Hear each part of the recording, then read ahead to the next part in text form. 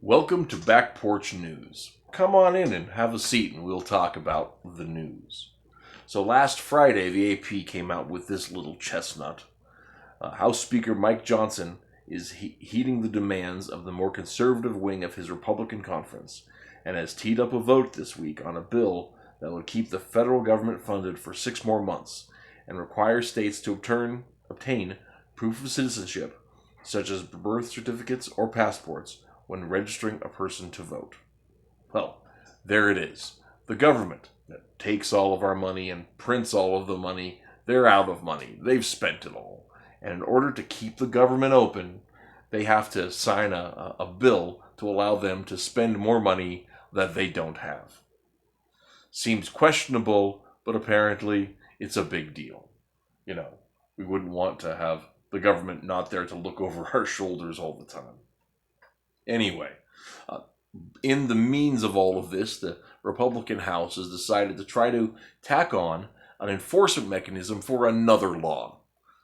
There's a lot of a hullabaloo every election year about non-citizens voting, and that's a big question. And one of the big things that people say is, hey, isn't there a law that says you already can't vote if you're not a citizen?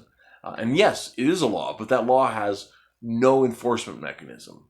There's no way to enforce that. And even in some states that have made ways to enforce that, like Arizona, people are trying to take them to court to keep them from being able to do that. And so this would be a law that would fund the government to keep it running for 6 months and put in place mechanisms to enforce the law. Well, before the ink was even dry, before the draft was even available, Chuck Schumer over in the Senate, he runs the Senate, he decided that it was a no-go.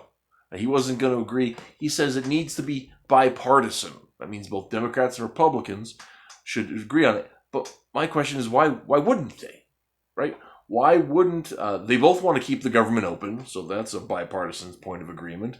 They both say that elections are the most important thing a person could do, so that seems like there should be some agreement. There's just this sticking point about whether or not non-citizens should be enforced to not vote.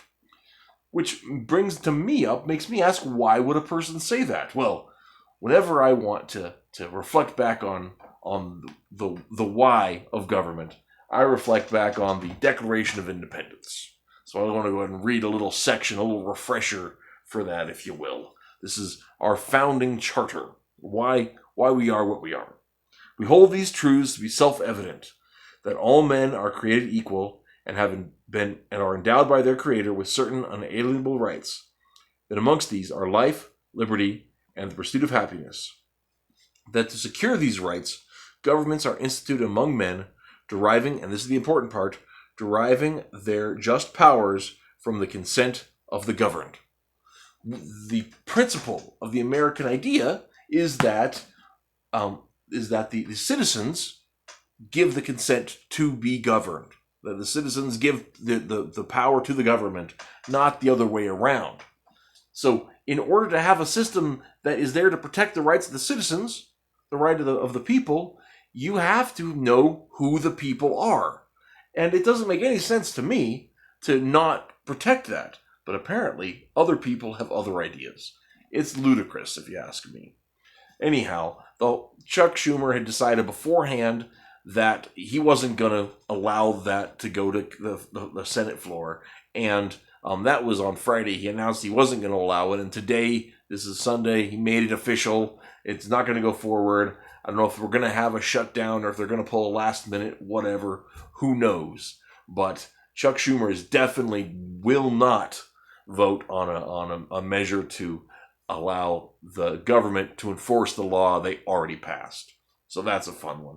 Anyway, that's my take on this particular story. Hope you found it enjoyable. If you did, like and subscribe, and tune in tomorrow for more news here from my back porch. Thanks.